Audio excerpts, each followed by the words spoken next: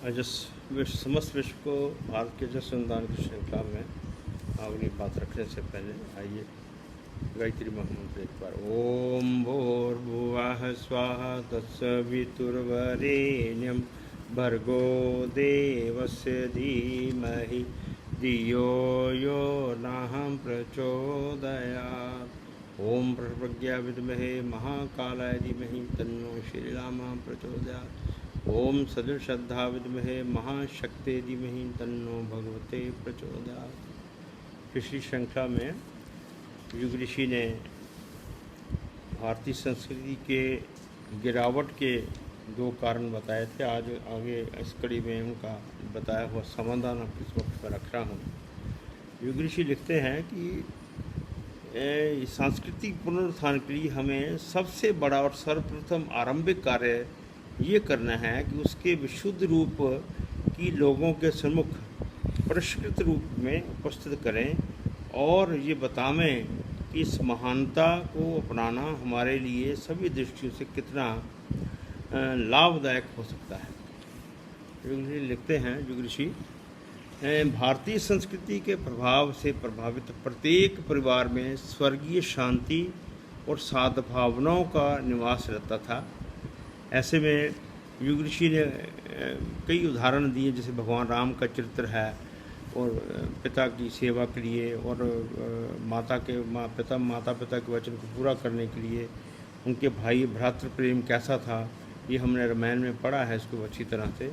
इसी प्रकार जो अपने पिता की आज्ञा पर भीष्म, जो महाभारत के में आपने उनके बारे में पढ़ा होगा, कितनी भीष्म प्रतिज्ञा जिसको कहा जाता है, आजीवन ब्रह्मचर्य पालन करने के लिए। इसी प्रकार युधिष्ठिर ने भातृप्रेम के लिए वशीभूत होकर अपनी जान को, अपने आप को बंदी बनाकर यक्षों से अपने भाइयों को किस प्रकार छुड़ाया था और किस प्रकार की मित्रता भगवान श्री कृष्ण और सुदामा ने और अर्जुन के साथ निभाई थी। इसी प्रकार पति पत्नी के संबंधों के बारे में बताया है कि सीता, सावित्री, शैव्य, दमयंती, गांधारी, अनसुईया, सुकन्या आदि की कथाएं किस प्रकार घर घर हम उसको उनके रेफरेंस देकर लोगों को बता सकते हैं कि हमारी संस्कृति कैसी रिच थी।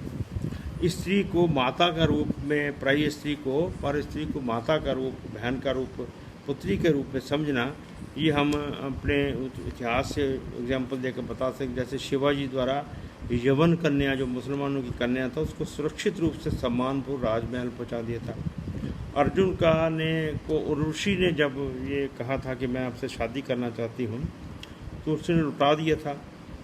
और इसी प्रकार शूर्पणखा की कहानी आती है। भीष्म, हनुमान जैसे अखंड ब्रह्मचर्यों की हम बात लोगों के सामने रख सकते हैं।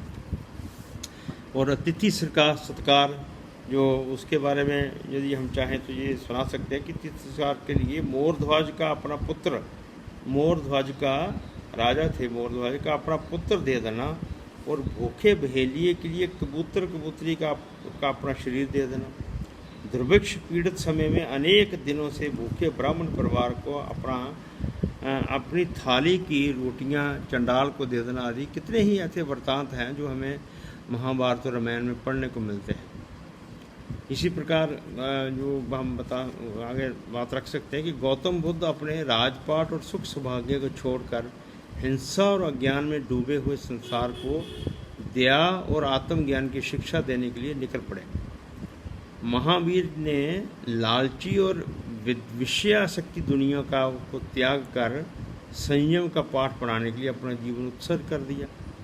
भगीरथ ने राजसुख को छोड़कर दीर्घ काल तक कठोर तपस्या करके प्यासी पृथ्वी को तृप्त करने के लिए तरन गंगा का अवतरण करने के लिए महान कार्य संपादन किया। इसी प्रकार हमारी जो ऋषि परंपरा है, महर्षि नारद जो कहा जाता है, जिनके बारे में एक स्थान पर वो कभी ठहरते नहीं थे, केवल ज्ञान बांटने के लिए घूमते थे।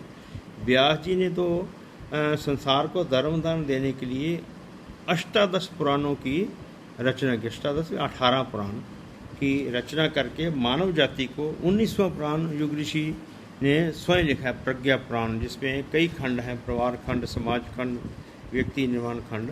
ऐसी कथाएं भी आजकल बहुत प्रचलित हैं। 19वां पुराण में लिखने में समर्थ हमारे युग ऋषि।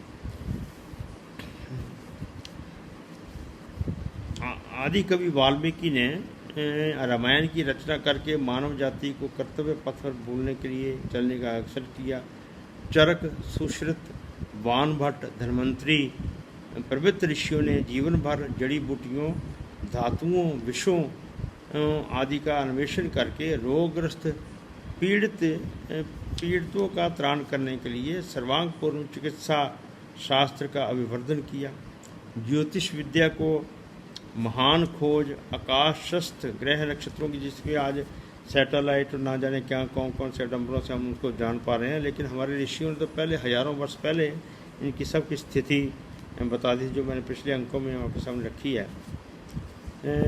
युग ऋषि आगे लिखते हैं कि सूर्य सिद्धांत, मकरंद, ग्रह लाघव आदि को देखने से आश्चर्य होता है कि उस समय बिना वैज्ञानिक यंत्रों के इस प्रकार की शोध करके संसार को महान ज्ञान देने के लिए उन्हें कितना श्रम करना पड़ता है। ये सारा कुछ हमारे सिलेबस में, हमारी जितनी भी स्टडी सिस्टम है उसमें कहीं भी नहीं है। और हमारे अंदर इन्फिनिटी कम्प्लेक्स भरने का भरपूर, जहाँ विदेशियों ने की वहीं आज की पिछली जो सरकारें रहीं उन्होंने वही आज तक वही काम करती रहीं। आज कुछ देखने को मिलता है जहाँ कुछ सिलेबस में चेंज आ रहा है या कुछ और, लेकिन उसका विरोध हो रहा है। इसलिए हमें अपने आप को इस ज्ञान के द्वारा सक्षम बनाना चाहिए और अपनी संस्कृति के ऊपर हमेशा गौरवान्वित होते रहना चाहिए, हमेशा उसका गौरवगान करना चाहिए कि हम कहते हैं ना कि गर्व से कहो हम हिंदू हैं। और यदि पूछने जाओ क्या आपने यज्ञ पे डाला, जनेऊ डाला, पर नहीं डाला, क्योंकि उन्होंने खुद जब तक अपने ऊपर, जैसे गुरुदेव लिख रहे हैं कि खुद जब तक अपने जीवन में कुछ अपनाओगे नहीं, उसकी आपकी वाणी का कोई प्रभाव पड़ने वाला नहीं। इसलिए कृपया इन बातों को समझने का प्रयास कीजिए और अपनी अगली आने वाली पीढ़ी को कुछ इतनी इस संस्कृति के रिचनेस देने के लिए कुछ कदम तो हम उठाएं।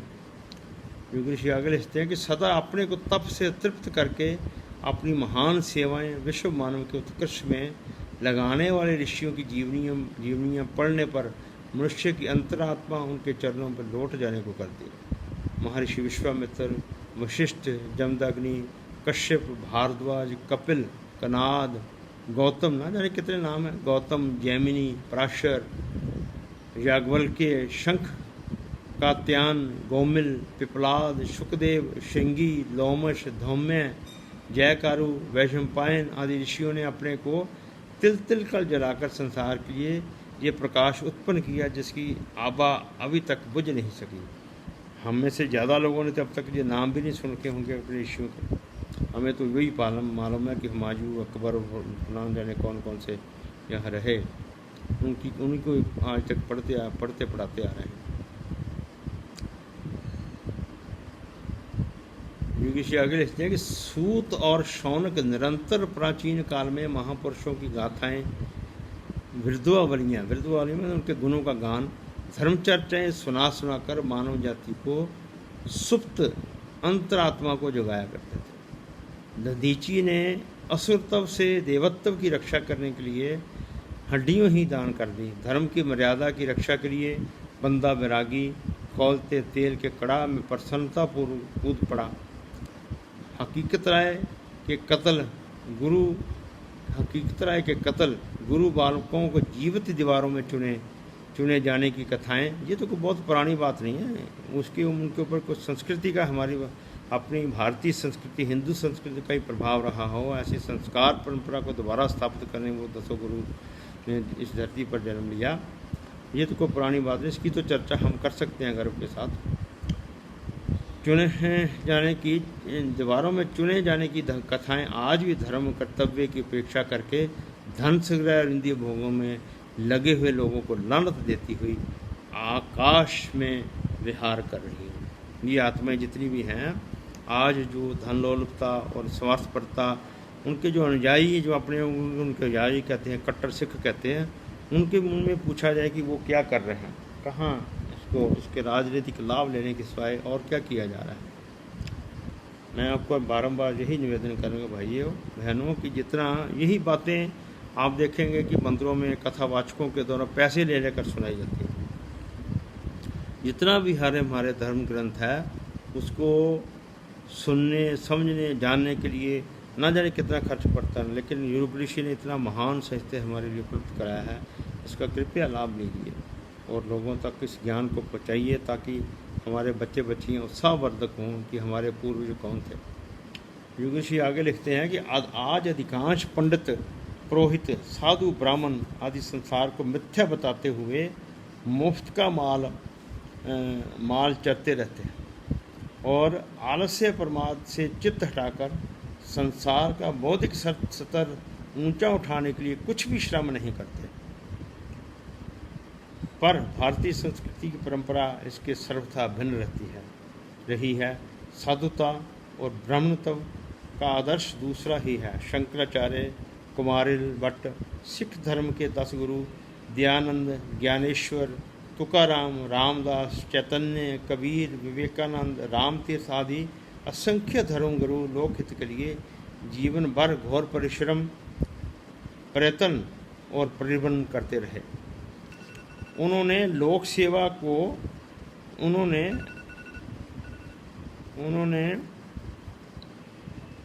सेवा को एकांत मुक्ति के लिए अधिक से अधिक महत्व दिया।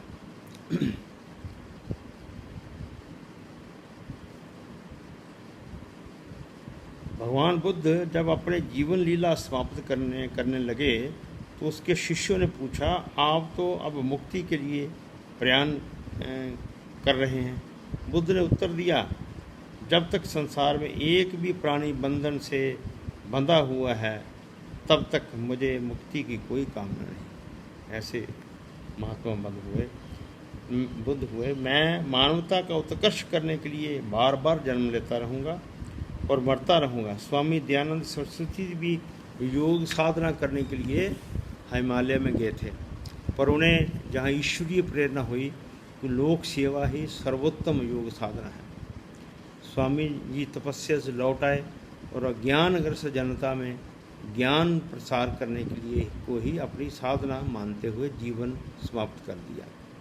शंकराचार्य और दयानंद आपने अपने इस महान त्याग के उपलक्ष्य में विषपान करके स्वर्ग सिधारे।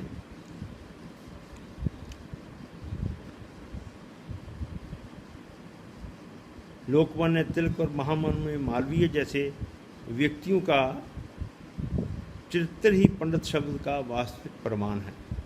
गुरु कैसे होते हैं, ये कामना हो तो गुरु गोविंद सिंह आदि सिखों के 10 गुरुओं का चरित्र पढ़ना चाहिए। शिष्य भी तब ऐसे ही होते थे। एकलव्य, आरुणि, उद्दालक, दौम्य, नचिकेता आदि शिष्य के चरित्र पढ़ने से अपनी संस्कृति पर सहज ही गर्व होने लगता। आज की बात यही समाप्त करता हूँ। बहुत बहुत धन्यवाद।